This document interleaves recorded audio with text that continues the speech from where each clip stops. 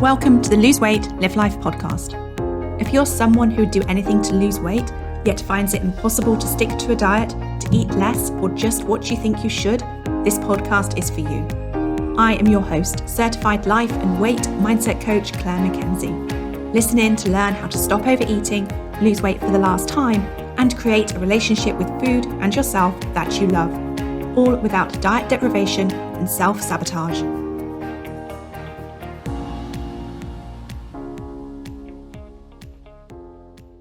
Hi everyone, and a very warm welcome to podcast episode number 110, The December Difference. There is no doubt that for most of us, food has a far greater importance in our lives during December than during any other month of the year.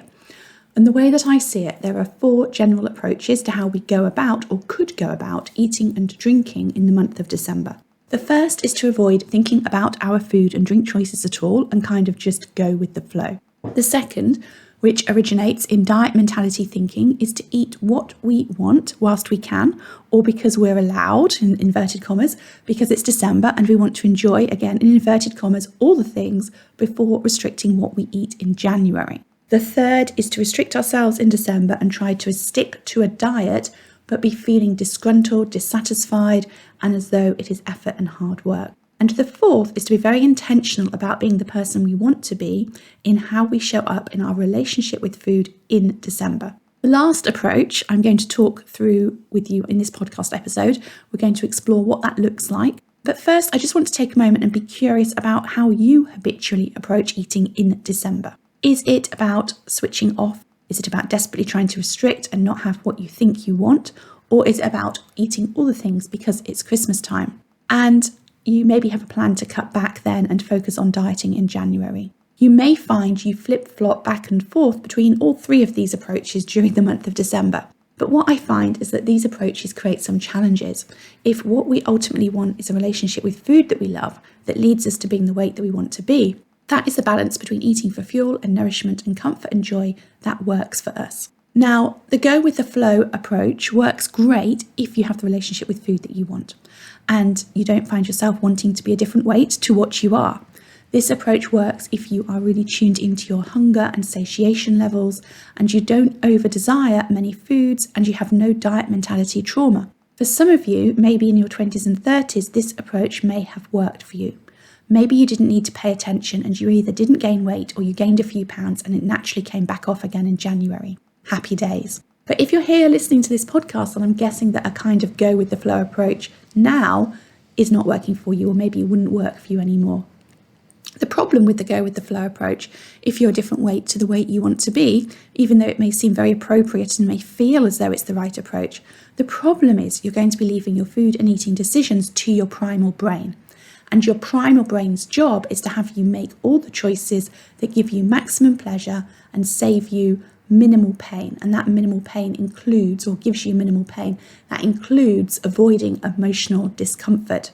This means your brain is always going to want you to be having what feels easy and delicious and enjoyable, until the point where eating more switches into contributing to physical discomfort, and then the go with the flow approach will you'll stop eating. But where you're making decisions with your primal brain, it's only going to be focusing on what you want in the moment and not what you want for the long term. Okay, so let's look at the second approach, maybe born out of diet mentality thinking, which is really normal and probably the approach that I followed for decades. You'll know this is the approach you have if you have a tendency to adopt, if you recognize words and sentences in your internal dialogue, such as, I love that I get to eat chocolate at Christmas. Or I'm not going to eat anything today because I want to look better in that dress tomorrow. Or I'm going to enjoy eating this now because in January I'm going to have to cut X food or X type of food out of my diet. Maybe if you're thinking everyone else is having so I should be allowed it too. Or you're thinking I don't want to miss out on the opportunity to eat. Or if you're thinking I get to eat what I want at Christmas. Or I don't want to be bothered to think about what I should or should not have right now. Or even, of course, I'll have whatever I want. It's Christmas and it only happens once a year.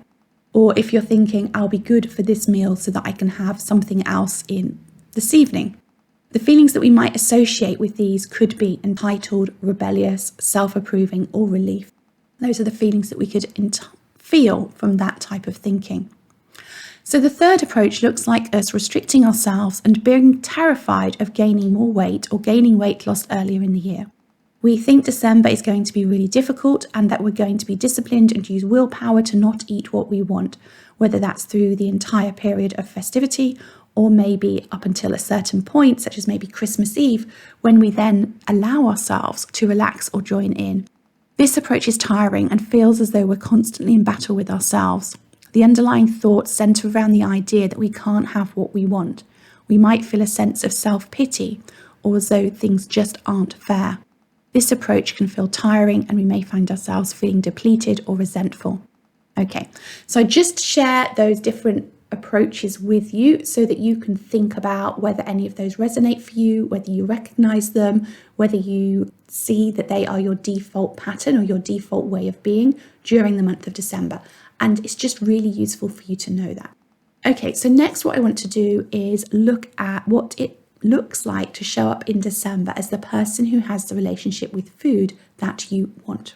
And of course, it will be different for each of us, and there is no right and wrong.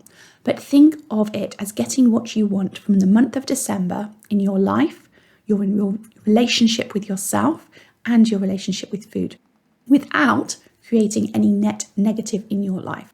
So this looks like loving the foods that you eat in December and the choices that you make without feeling physically uncomfortable or emotionally uncomfortable in the short term or the midterm or the long term. When I'm talking about physically uncomfortable in the short term, I'm referring to the feelings of being overly full, maybe having indigestion or inflammation because of the food choices you make.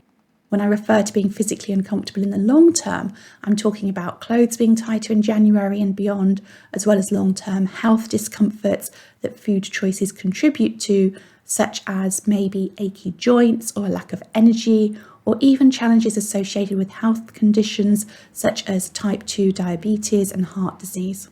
It may sound a little extreme, and of course it's all about balance, but December is a great time to put into practice you being the person you want to be, also known as the person who puts your health and well-being above that decision to finish off the entire pack of mince pies. And it's not about doing that perfectly, but about being the person more than you're not, about being the person you want to be more than you're not. And I'm laughing at myself as I say this because I did actually eat a box of mince pies last weekend. And I'm looking at what that was about for me, lovingly laughing at myself through my mince pie eating and knowing it's not a problem because it's the exception and not the rule for me anymore. It used to be the rule, but now it's the exception, okay? It's not my default behavior anymore. If you can show yourself how you can get what you want from your life in December without eating all the things and regretting it, you're going to have a really good evidence to create belief that you can do that all year round too. Before I talk more about creating what you want in December, I just want to take a moment for those of you for whom December is less about fun and celebration and joy, either this year or in general because of what you may be going through in your life. Many of you will have had a tough year. You may be dealing with illness, or you may have lost loved ones recently, or maybe you lost a loved one during December some years ago, and it's always an incredibly difficult time for you. Or maybe you feel alone. If this time of year is more about surviving than thriving, then I encourage you to be incredibly gentle with yourself. Take a minimum baseline approach to your food choices. It may be that you check in with yourself when making a food decision and ask yourself, is me eating this the kindest thing for me to do for myself right now? And use that as your barometer whilst things don't feel as though you would want them to be. It will be important for you to appreciate yourself for everything that you do, whether that's getting out of bed and having a shower, showing up for your kids, making a meal for others or for yourself.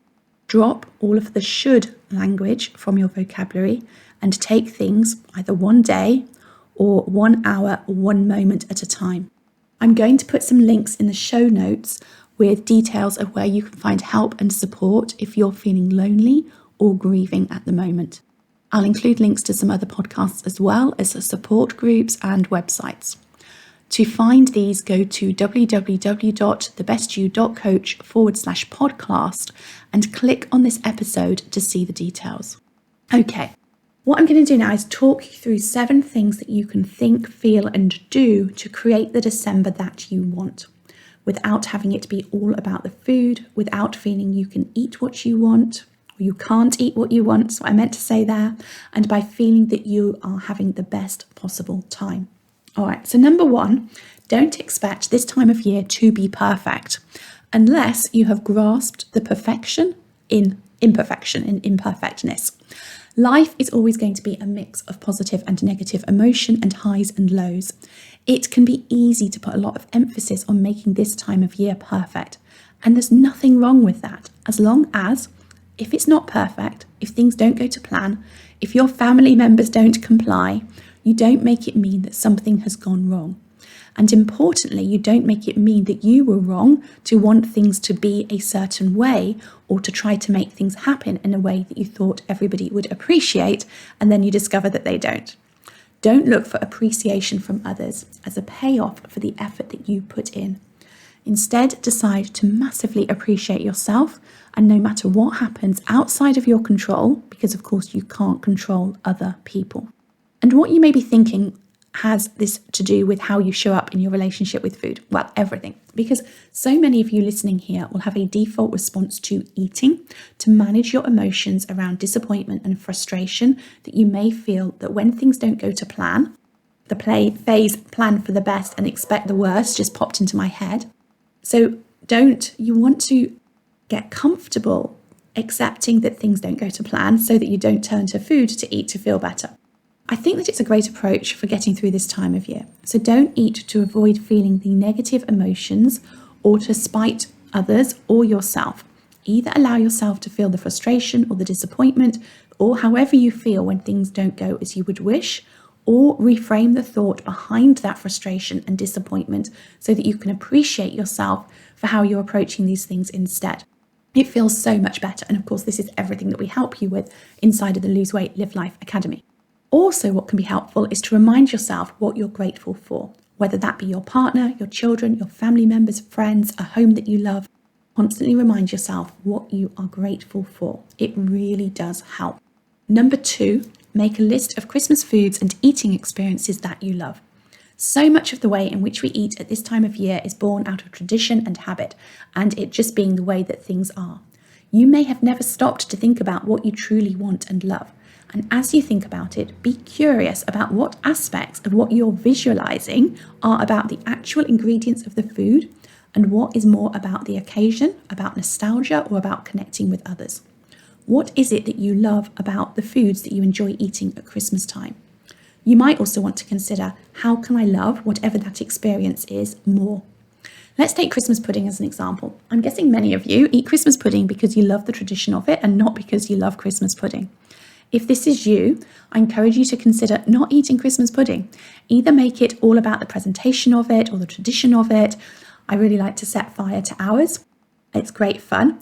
But I don't eat it. So make it about a tradition, but not about eating it in order to fulfill that tradition. Or create something that you truly enjoy. I'm sure others will still enjoy eating the Christmas pudding if you present it and don't eat it yourself. Or create a new tradition, as I said. So this year I am making a pudding-shaped ice cream and panettone dessert I made when the children were younger. So my daughter and I decided we wanted to make this a part of our Christmas dessert tradition. Whilst I'm sure it will get eaten, it's more about the making of it and the serving of it and reminiscing that this is something that we used to have when the children were really little than it is about the food. All right. Number 3, ask yourself, what would I love this Christmas, and write down your answer. Consider that you have the Christmas that you want. What would it look like? For example, when I ask myself this question, my first thoughts are of some vague Hallmark Christmas movie in a pretty northeastern American town. I confess I'm watching the Gilmore Girls at the moment. It's my guilty pleasure, and so this is probably where this is coming from. But I visualize this sort of pretty town where it's snowing and everyone is walking around with Christmas trees. It's like, okay, let's get real for a moment. Who wants to carry a Christmas tree on icy, snowy pavements? That would end in disaster for me. Anyhow, I am full on fake Christmas nostalgia. And if you've got similar thoughts, before dismissing them as something along the lines of superficial nonsense, pause and ask yourself why you want it. Why is this appealing to you? It's likely because of how you imagine it will feel to be in that scene. Maybe it's happy, relaxed, full of joy, anticipation, excitement. That's what you actually want. to feel the emotions you want to feel. And it's really useful for you to know and to pinpoint what those emotions are, because it doesn't actually matter what creates those feelings, it's the feelings that you want. Now, if you are less superficial than I am, you may have had thoughts about what you want along the lines of everyone in your family getting along and complying with your well thought out plans. You might be wishing loved ones who are no longer with you were.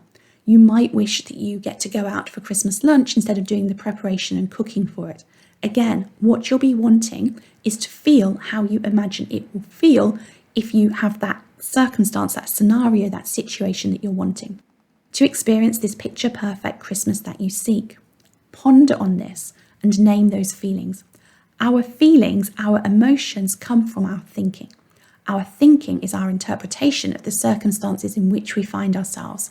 This is good news because it means that you can help yourself feel the way that you want to feel no matter the circumstances of your Christmas. However, of course, it may feel easier to think thoughts about some circumstances that have you feeling the way that you would want, much easier than it would do for others. So once you've identified how you want to feel, whether it is peaceful and calm or jubilant and joyful, get savvy with creating the circumstances that will make it easy to think thoughts that will help you to think that way. For example, if I want to feel peace and calm, but I'm scheduled to attend Christmas with my partner's family, that I might expect to be fraught and hectic, for example, I might want to ask myself, if I was to feel peace and calm while spending Christmas there, how would I go about doing that? So if this is something that you can relate to, ask this for yourself. Maybe, for example, if they have a dog, you could offer to walk the dog. Or maybe you take yourself off to read in peace while everyone else watches the Christmas movie. Or maybe you check out what coffee shops open ridiculously early and you sneak out and enjoy a quiet coffee on your own with some gentle Christmas music playing in your earbuds as you read or journal. I may have used this one myself a few times. Empower yourself to feel however you want to feel this Christmas, no matter the circumstances. If you're grieving this Christmas, make a plan for how you want to remember your loved ones. Talk about them, connect with the person that you've lost. You have the option to make them a part of your Christmas. Number 4, remind yourself you don't have to do anything. You don't have to buy presents, you don't have to cook, you don't have to spend time with relatives or friends whose company you really don't enjoy. Most of us do things that we tell ourselves we would rather not do because of our love or respect for others. Tell yourself this truth. Instead of telling yourself you don't have a choice and that you have to, say in inverted commas, tell yourself I'm choosing to take or do whatever it is. For example, I'm choosing to take Auntie Betty shopping for presents because I get to be the kind and loving and thoughtful person I want to be. Appreciate yourself for doing it rather than telling yourself you have to and feeling resentful. I promise you it will make you feel better. It will make your Christmas better.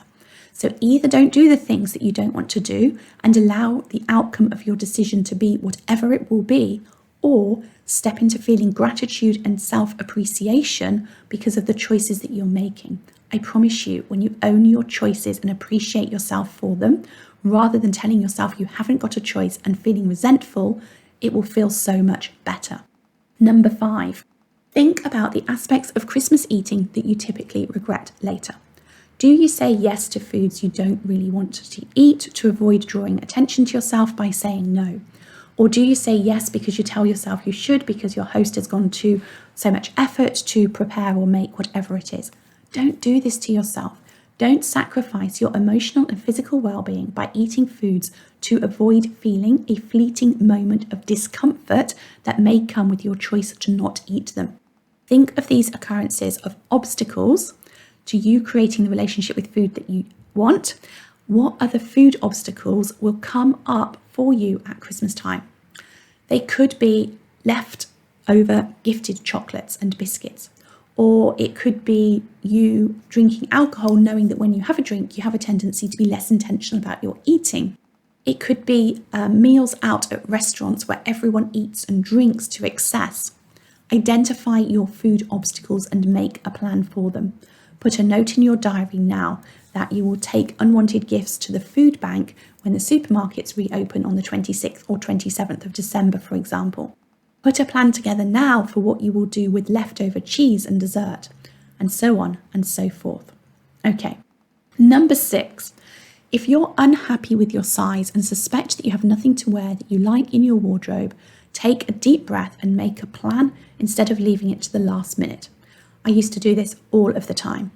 I knew that I felt dread about an upcoming Christmas party. I had thoughts about having nothing to wear, but I didn't actually look in my wardrobe or try clothes on or think about what I was going to wear until the hour before I was due to leave.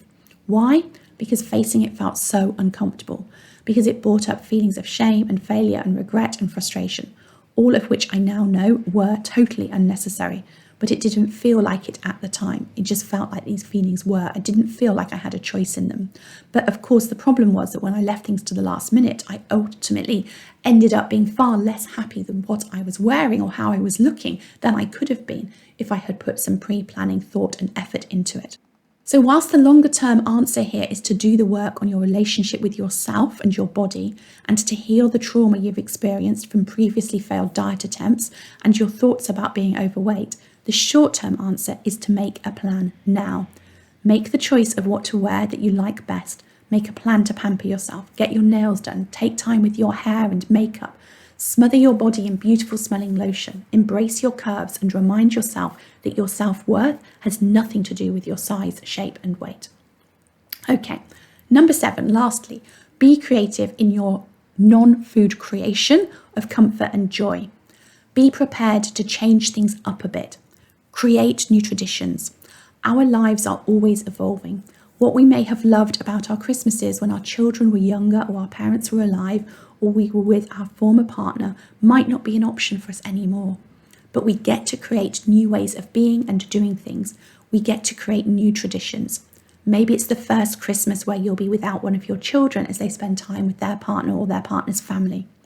Rather than being stuck and wishing it wasn't so, decide now how you want to celebrate with them and also celebrate without them.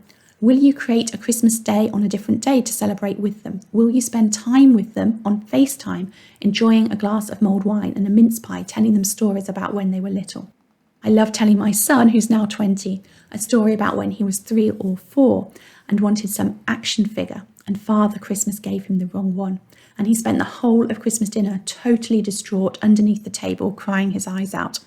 He was totally devastated. And then 2 days later, when we were in the garden, we discovered it lying on the ground and realised it must have fallen out of Father Christmas's sleigh when he landed on the roof. And thankfully, he was no longer heartbroken. Okay, just a few things for you to ponder here. The one thing I would love you to take away from this episode is that it truly isn't about the food. It's about how we want to feel. And when we get creative and intentional, we can create so much of what we want to feel in ways that have nothing to do with Christmas eating and Christmas drinking. Okay, everyone, thanks for listening, and I'll speak to you next week. If you enjoyed listening to this podcast and are ready to live a more intentional life, lose weight as a part of that journey, and create a relationship with food and yourself that you love, then I would be honoured to have you join the Lose Weight, Live Life Academy membership and coach with me. The programme offers different levels of support to suit you, including self-paced learning, twice weekly calls, private coaching, an amazingly caring community, and lots more. Find out all the details about when and how you can join at www.thebestyou.coach/coaching.